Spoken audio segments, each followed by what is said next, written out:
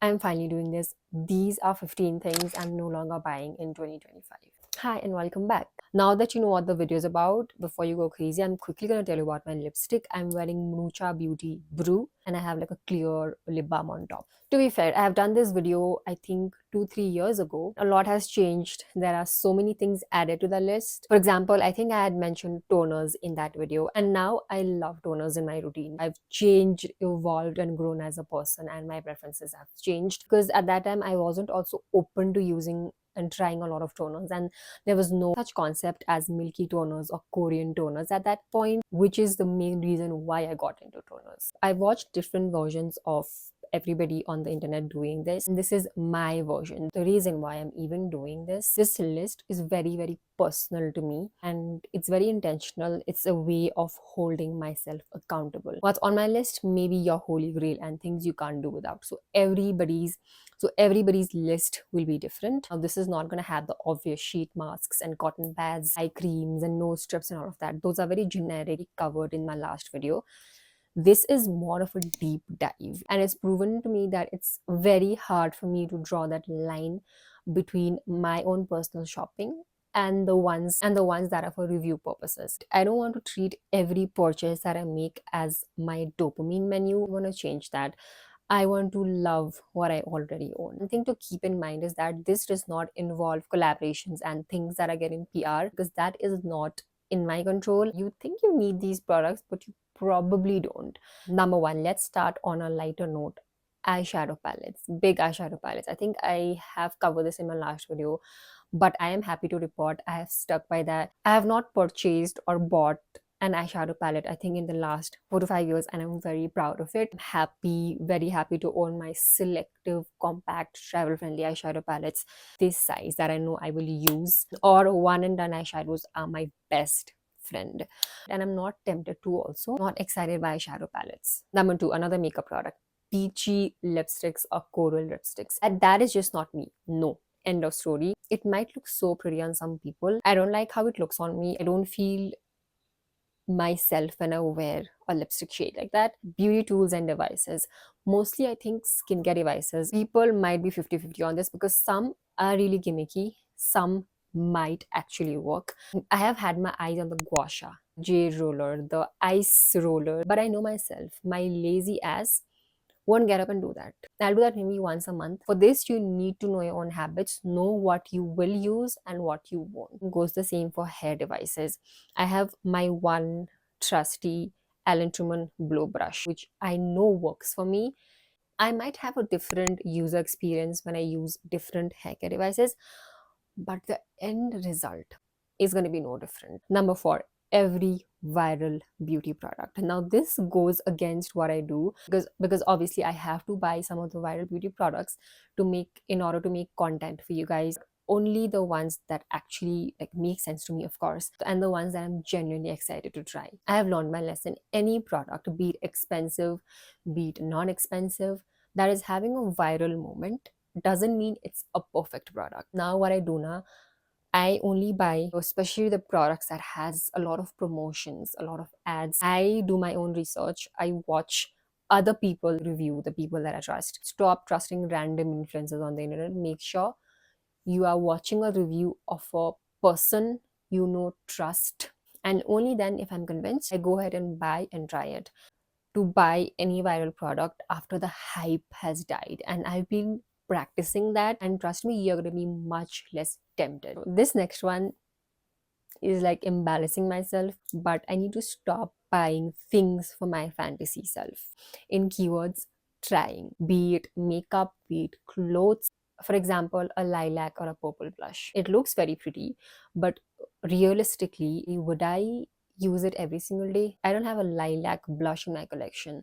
Oh, I need to fill that void. This endless desire to fill that void. So one on the list for me is high coverage foundation. Maybe I'll have like one, but I don't need more than one. If you tell me to survive just on concealer, I can do that. For you, it might be completely different. Like you only want high coverage foundations and you're done with sheer skin tints and low coverage. And up to skin tints and tinted sunscreens give me the feel of like I'm wearing foundation only. So high coverage foundations, like they have died for me. Same on those lines, mascara. I've been very good with this. I haven't bought a mascara in the last 8 months. Last new mascara that I remember having is this one.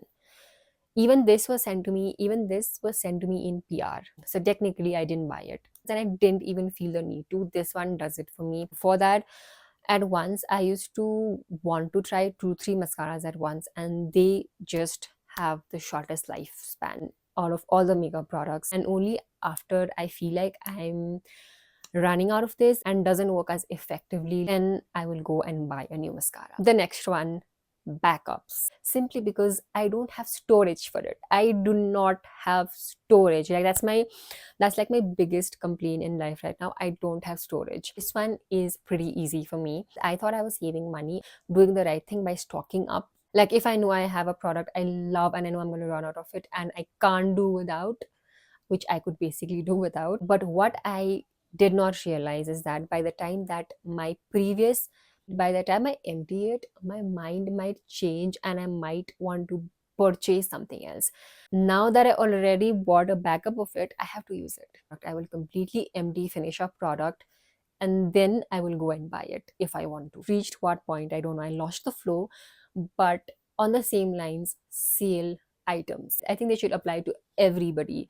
I cracked the one question to ask yourself before you make that purchase. Suppose you see a product on a great discount, see it on a great discount.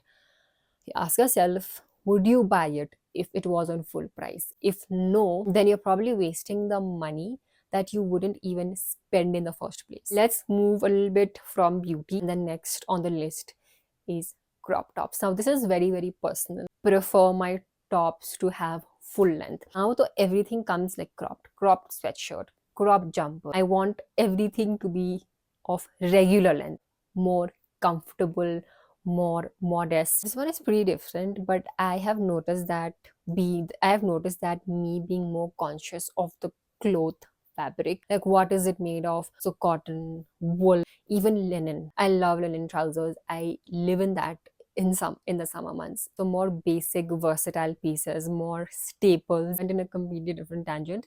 But the next on the list is cheap jewelry. I think I've mentioned this somewhere in my video. Many cheap jewelry just to have a big collection. I am guilty, embarrassed to have done it. Now instead I only buy good quality anti-tarnish stainless steel waterproof jewelry which I know will last me. I know they can get expensive sometimes, but there is so many options now. Next on the list, what I like to call is same formula, different packaging, aka dupe. I wanted to put this on my list. Now the dupes culture has grown and how, and I think it has reached a point and everything has been overdone because we fall for it every day. When I try different products, I feel to understand what is different in this lipstick and what is different in this lipstick. So apparently the uniqueness has died somewhere. And what is it with multiple dupes of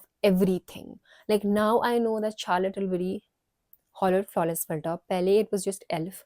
Now there are 10 different dupes of it. And when you want to try each and every dupe, the total of you buying all the dupes, why don't you just buy the original? It's a great feeling to discover dupes. I love the aspect of saving money for something similar. And I have noticed my own pattern that sometimes, in most cases, even when I have dupes and they perform as good, I still want to use and stick to my original sometimes. For example, I don't know one Indian brand that has not launched a peptide lip balm. I just bought the Conscious Chemist Lush Lips Peptide Lip Balm. And then you guys come and tell me Chemist Tetley has launched their own. Last few that I like to quickly go through, brush sets. The big brush sets that has 24 brushes. You don't need 24 brushes. If I actually need a specific brush, most of the time I just need that one specific brush. So I just go and buy that one brush individually. Second last, liquid lipsticks. I do not like me. If you know me, I do not like liquid lipsticks except a few, like a handful of that formula that I know I like. Any new liquid lipstick I try, same drying formula. If I genuinely want that matte lip, I will stick to a comfortable bullet lipstick formula. I don't mind if it's not transfer proof. Last but not the least, scented skincare or even makeup, but mostly skincare. Mostly stayed away from fragrant, like especially very, very heavy fragrant skincare, and I want to continue doing so. Any skincare that has a lot of perfume and scent in it, it's a no, no, no thing for me. And that is it for this video for now. I'm sure I missed something, but that is it for now. I do not want to sound like a preacher because I still have my weaknesses. Splurging sometimes here and there is fine. I hope this video enlightened you, inspired you to make your own list. So go make your low buy list right now. I will see you in my next video. Bye.